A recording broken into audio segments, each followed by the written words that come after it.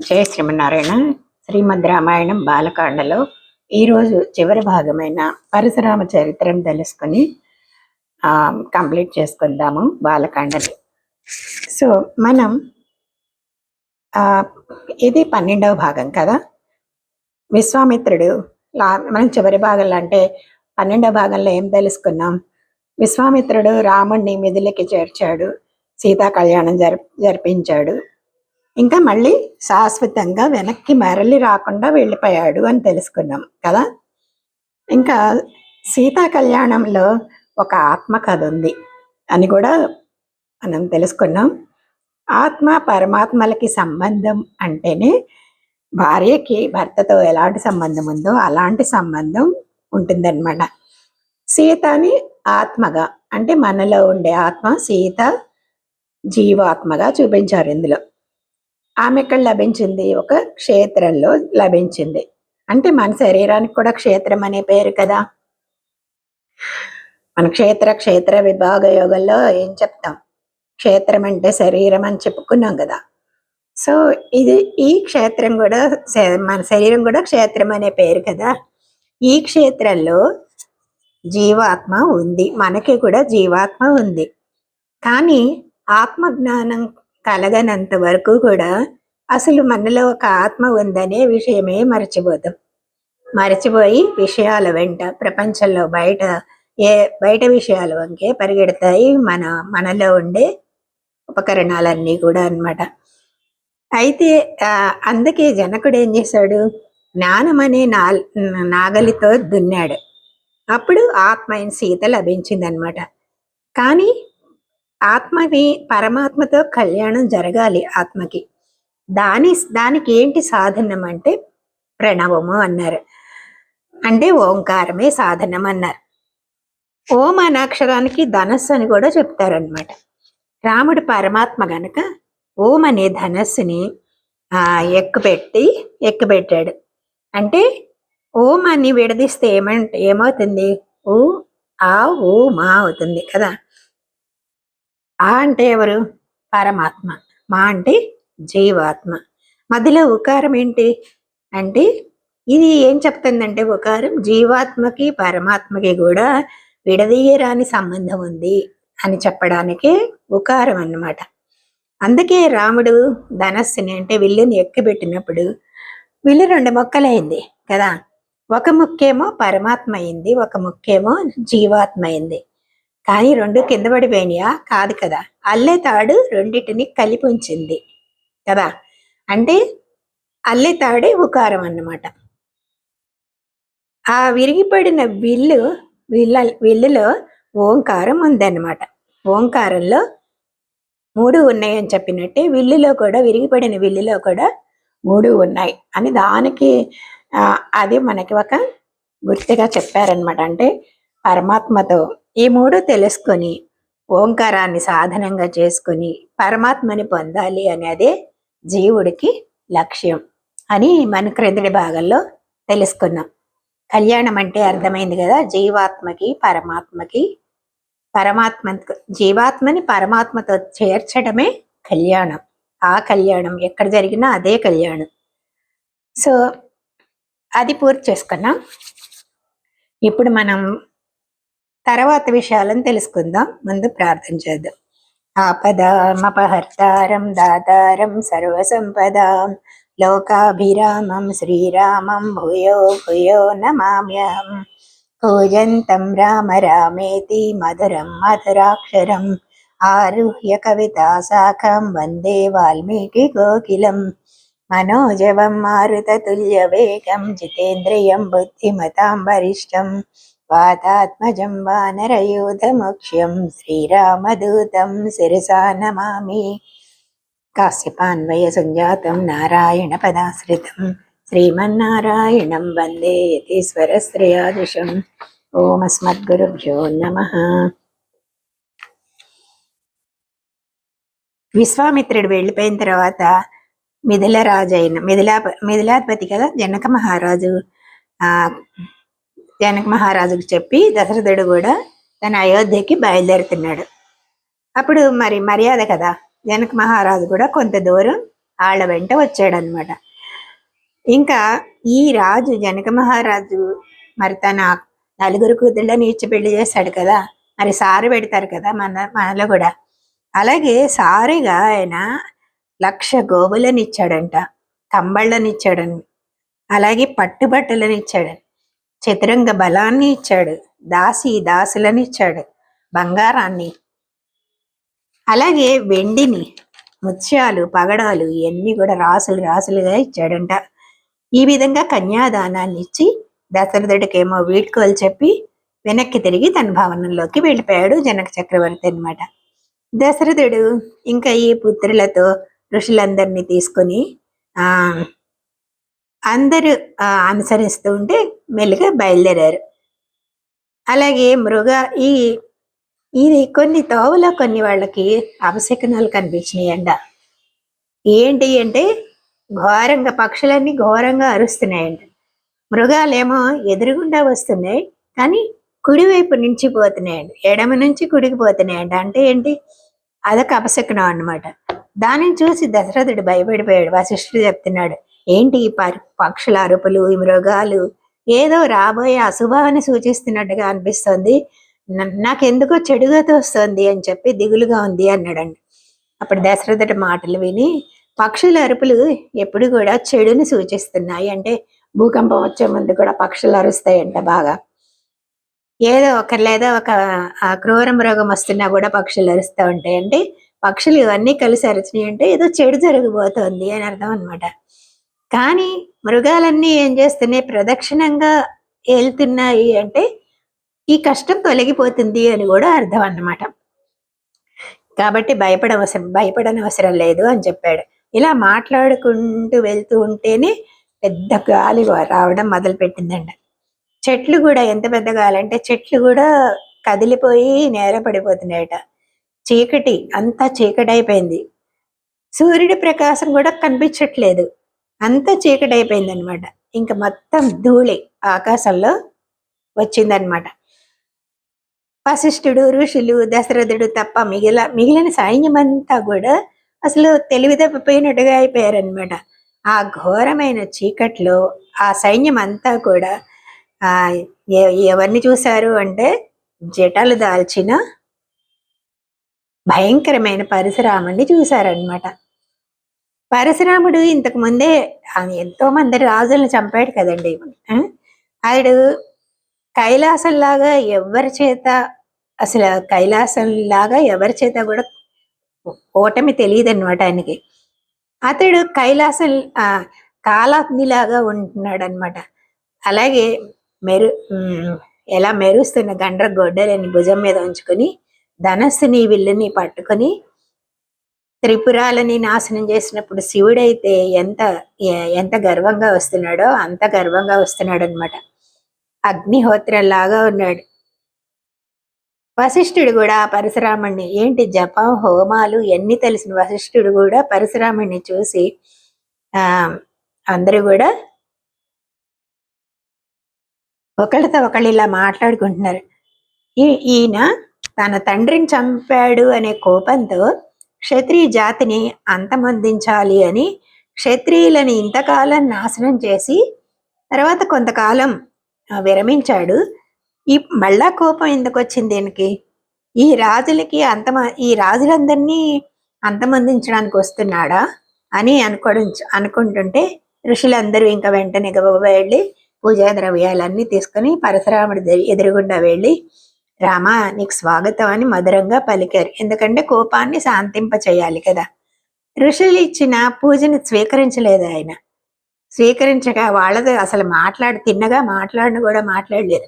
మాట్లాడకుండా శ్రీరాముడిని చేరి చెప్తున్నాడు అనమాట, నువ్వే నా దశరథ కుమారుడివి, రాముడివి, నీ పరాక్రమాన్ని విన్నాను నేను, శివధనుస్సుని విరిచావంట, అది అద్భుతం, ఊహించనలవి కానిది. కానీ ఆ వార్తని విని ఈయనకేంటి శివధనుస్సుని విరిచావు అంటే తన దగ్గర విష్ణుధనస్సు ఉంది కనుక శివధనస్సు విరవడం పెద్ద గొప్ప కాదు అన్నట్టుగా మాట్లాడుతున్నాడు అనమాట అహంకారంతో. ఆ వార్తని విని మరి యొక్క శుభమైన ధనస్సు నీ కోసం తీసుకొచ్చాను, ఇదిగో ఇది మహాభయంకరమైంది, ఇది ఎక్కడుండే జమదగ్ని వద్ద ఉండే ధనస్సు అన్నమాట. నువ్వు దీనిని ఎక్కిపెట్టు అన్నాడు. అలా చేస్తే నువ్వు కనుక ఎక్కపెట్టగలిగితే నీతో నేను ద్వంద్వ యుద్ధం చేస్తాను అన్నాడు. ఇలా చెప్తున్నాడు. పరశురాముడిని చూసి ఇంక దశరథుడు ఏమో వణికిపోతూ నమస్కరిస్తూ, పరశురామ, క్షత్రియులపై దోషాన్ని వదిలి శాంతించావు కదా, అంటే క్షత్రియులపై అందరినీ అంతమొందించాడు, కోపం పోయింది కదా, శాంతించావు కదా, బ్రాహ్మణుడివి. అందులో ఈ పుత్రుడు, నా పుత్రుడు ఉన్నాడు కదా, ఈయన చాలా బాలుడు. అందుకనే మా పూర్వులందరూ కూడా ఇంద్రుడి వద్ద ప్రతిజ్ఞ చేసి శస్త్రాన్ని పొందావు నువ్వు, కానీ మా పూర్వులందరూ కూడా ఎలాంటి వాళ్ళు, నీకు అంటే ఆయనతో వైరం ఏమీ లేదు. ఎప్పుడు దశరథుడు ఎప్పుడు క్షత్రియులని అన్ని రాజ్యాలకి వెళ్ళి చంపుతున్నాడు అని తెలిసినప్పుడల్లా పరశురాముడికి ఒక నియమం ఉండేదంట. అప్పుడే పెళ్ళైన జంటలు ఉంటే మాత్రం చంపడన్నమాట. అందుకని దశరథుడు ఏం చేశాడు, దశరథుడిని చంపకుండా ఎప్పుడు పరశురాముడు వస్తున్నాడు అని తెలవంగానే ఒక అమ్మాయిని పెళ్లి చేసుకునేవాడంట. అలా ఆయనకి చాలా మంది భార్యలు ఉన్నారు, వీళ్ళ ముగ్గురే కాదనమాట.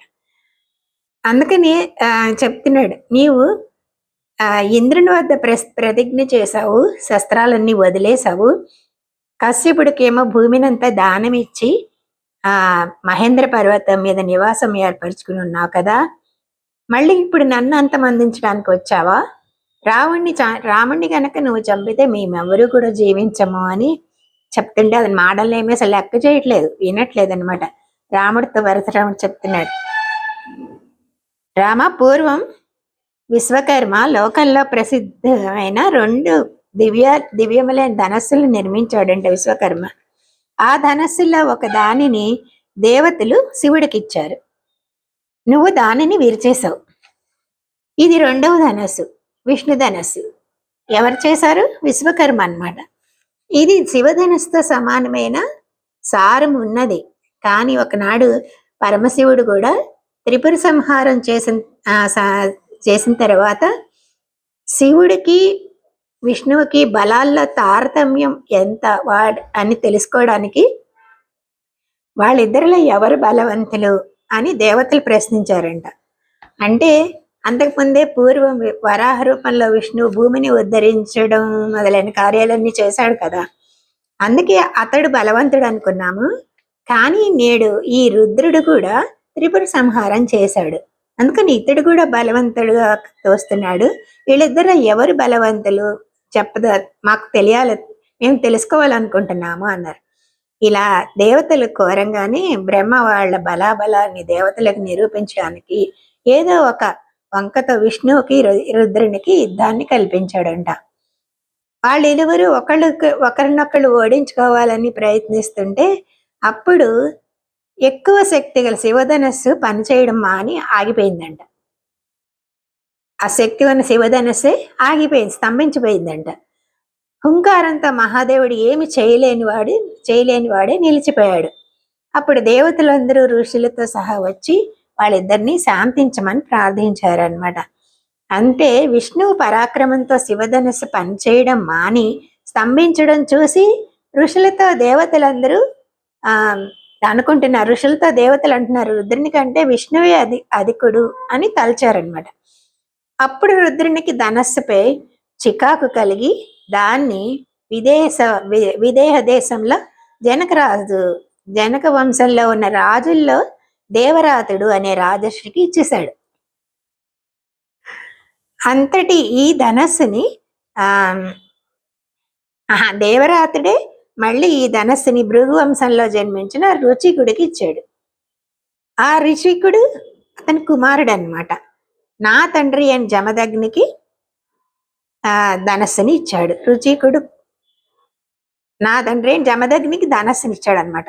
మా తండ్రి అయిన జమదగ్ని శస్త్రాన్ని వదిలిపెట్టేసి తపస్సు చేసుకుంటుంటే కార్తవీర్యార్జునుడు నా తండ్రిని చంపాడు.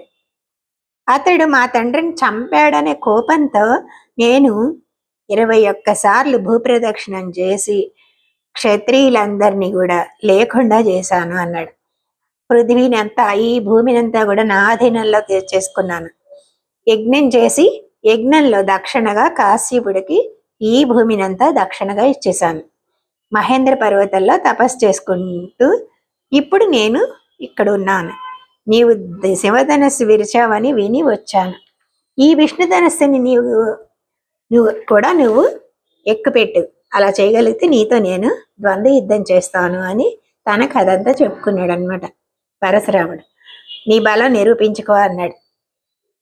పరశురాముడు చెప్తుంటే విన్నాడు. విని ఆ బ్రాహ్మణుడు అనే గౌరవంతో,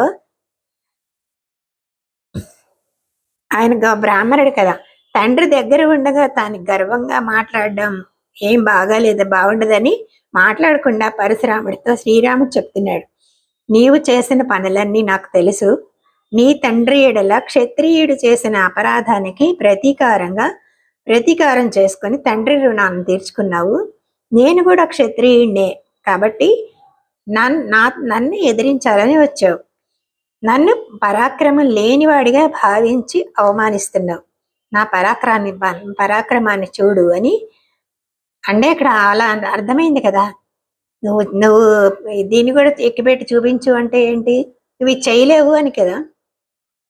సో శ్రీరాముడు పరశురాముడి ధనస్సుని బాణాన్ని తీసుకుని ఎక్కుపెట్టి బాణాన్ని సంధించాడనమాట. పరశురాముడితో కోపంగా అంటున్నాడు, నువ్వు బ్రాహ్మణుడివి, అందరి చేత పూజించదగిన వాడివి. విశ్వామిత్రుడు నాకు గురువు. అతని సోదరి అయిన సత్యవతి, విశ్వామిత్రుడి సోదరి సత్యవతి కదా, సత్యవతి రుచికుడిని పెళ్లి చేసుకోవడం వలన నీ తండ్రి జన్మించాడు యమదగ్ని. నీవు మా విశ్వామిత్రుడితో సంబంధం ఉంది నీకు. కావున ఈ సంధించిన బాణాన్ని నీ మీద ప్రయోగించి నీ ప్రాణాన్ని తీయడం నాకు ఇష్టం లేదు.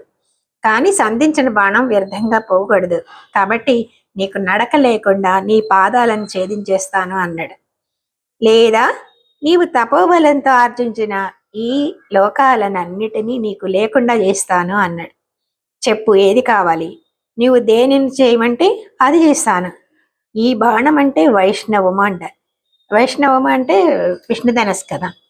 ఇది ఎలాంటి వారి బలాన్నైనా కూడా అంతమంది ఇచ్చేస్తుంది, అది వ్యర్థంగా పోదు అని చెప్పి అన్నాడు అన్నమాట. అప్పటికే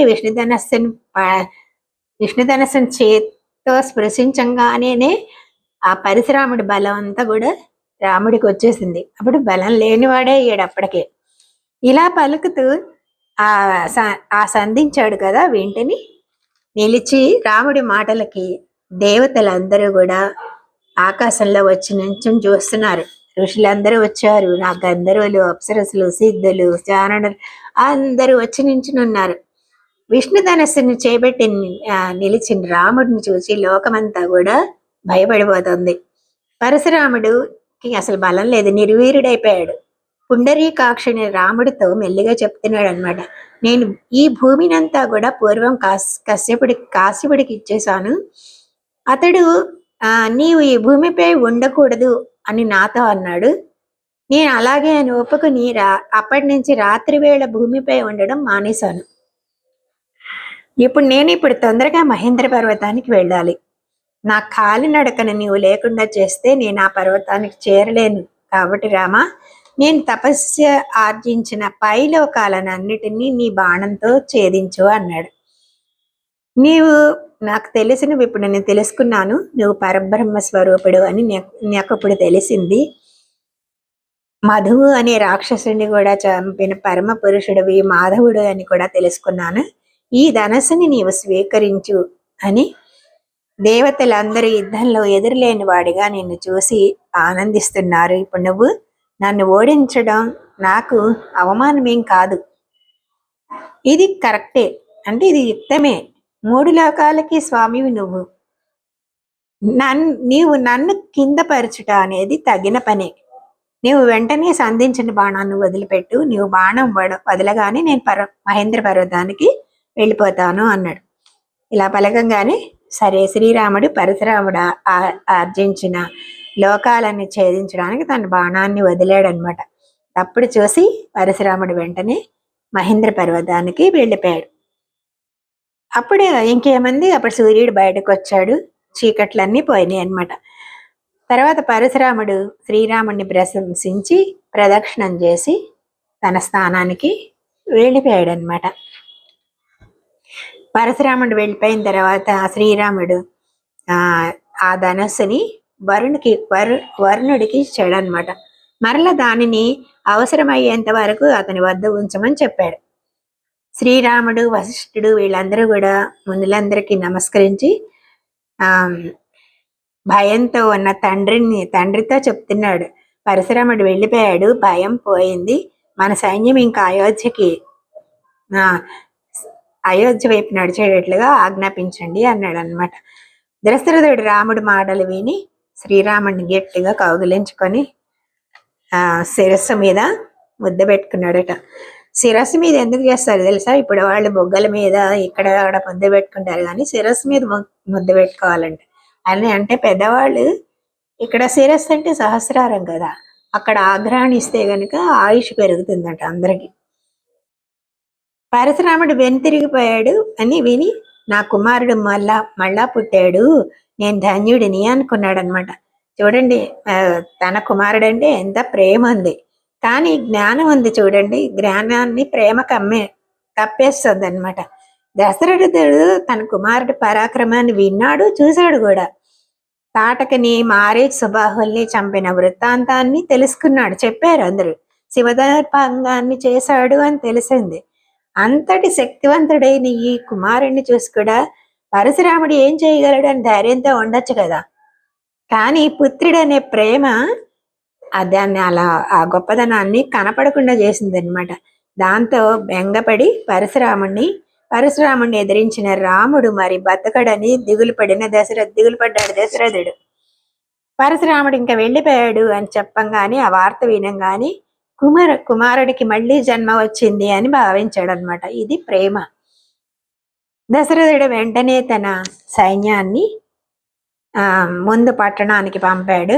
కుమారులు భార్యలతో వస్తున్నారు అని చెప్పి పట్టణం అంతా కూడా అలంకరించండి అని ఆజ్ఞాపించాడు. ముందు పంపించాడు అనమాట వాళ్ళని. అయోధ్యలో రాజ్య మార్గాలంతటా కూడా జెండాలు కట్టారు. ఇంకా వెల్కమ్ చెప్పాలి కదా, మరి నలుగురు కొడుకులకి పెళ్ళయి మళ్ళీ తిరిగి వస్తున్నారు కదా, మంగళవాద్యాలు మోయిస్తున్నారు. పరిమళాలు కలిగే జలాలతో అన్ని రోడ్లన్నీ కూడా తడిపారు అనమాట. పుష్పాలు అంతా పరిచారు. ఇంకా పౌరులందరూ అంటే ప్రజలందరూ కూడా బ్రాహ్మణులతో కలిసి దశరథ పుత్రులను ఎదుర్కోవడానికి వచ్చారు. ఇలా అందరూ ఎదురుగుండా వస్తారు.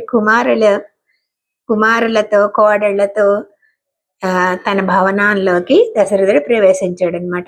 దశరథుడికి తన కోరికలు నెరవేరి ఆనందంగా ఉన్నాడు. కౌసల్య, సుమిత్ర, కైకేయి కూడా కోడళ్ళని ప్రేమగా తన భవనాల్లోకి తీసుకువెళ్ళి బ్రాహ్మణుల చేత ఆశీర్వచనాలు చేపించారు. అలాగే మంచి పట్టు వస్త్రాలని ధరించమని చెప్పారు. దేవాలయాలకు తీసుకెళ్లి పూజలు చేయించారంట అత్తగారులు అన్నమాట. పెద్దలందరికీ నమస్కారం చేయించారు. ఇలా పట్టణంలో తమ తమ భవనాల్లో సీత, ఊర్మిళ, మాండవి, శృతకీర్తి తమ భర్తలతో ఎవరి భవనంలోకి వాళ్ళు ఆనందంగా ఉన్నారనమాట. ఇంకా వారి అంతఃపురాలలో ఉండి ఆ దంపతులు ఆనందిస్తున్నారు.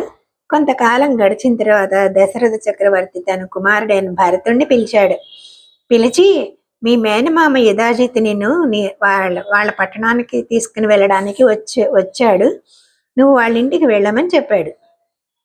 భరతుడు తండ్రి మాటను అనుసరించి అలాగే వెళ్తానని శత్రుఘ్నుడు అంటే ఎప్పుడు కూడా భరతుడిని వదిలిపెట్టాడు అనమాట. శత్రుఘ్నుడికి చెప్పక్కర్లేదు. అందుకనే శత్రుఘ్నుడు కూడా తన మేనమామ గారింటికి వెళ్ళడానికి సిద్ధపడ్డాడు అనమాట. ఇలా రాముడి దగ్గర తండ్రి దగ్గర ఆజ్ఞ తీసుకుని తల్లులందరికీ నమస్కరించి మేనమామతో తాతగారింటికి వెళ్ళడానికి వెళ్ళిపోయాడు. భరత శత్రుఘ్నులు యుధాజిత్తో వెళ్ళిపోయిన తర్వాత రామలక్ష్మణులు ఇద్దరు కూడా తండ్రిని చూసుకుంటూ సేవ చేసుకుంటూ వాళ్ళ ఆజ్ఞని పాటిస్తూ చక్కగా అలాగే అయోధ్యలో ప్రజల కార్యాలను చక్కగా చేస్తూ అందరి మన్ననలన్నీ పొందుతున్నారు. తల్లులకు చేయాల్సిన పనులను, గురువులకు చేయాల్సిన సేవలను కూడా ఆయా సమయాల్లో కోడళ్ళుగా వీళ్ళు కూడా చేస్తున్నారు. దశరథుడేమో ఎప్పుడు రాముడు అంటే చాలా ఇష్టం. ఆయన నడవడితోనే పరమానందం పొందుతూ ఉన్నాడు అనమాట. ఆ రాజ్యంలో ఉన్న ప్రజలందరూ కూడా రాముడు రాముడంటే రా ఎంత ఇష్టమో వాళ్ళకు కూడా అనమాట. రాముడికి ఎందుకు అంత ఇష్టం అంటే తన సత్యవాక్కు చేతని అందరినీ వశపరుచుకుంటూ ఉండేవాడంట. అదే యజ్ఞాలు చేసి సాధించవలసిన పరలోకాల్లో కూడా అతనికి లభించడు సకల బ్రహ్మ ఎలాంటి సర్వాధికుడు అని అంటారో కుమారుల్లో శ్రీరాముడు కూడా గుణాలతో నడవడులు సర్వాధికుడుగానే ఉన్నాడనమాట.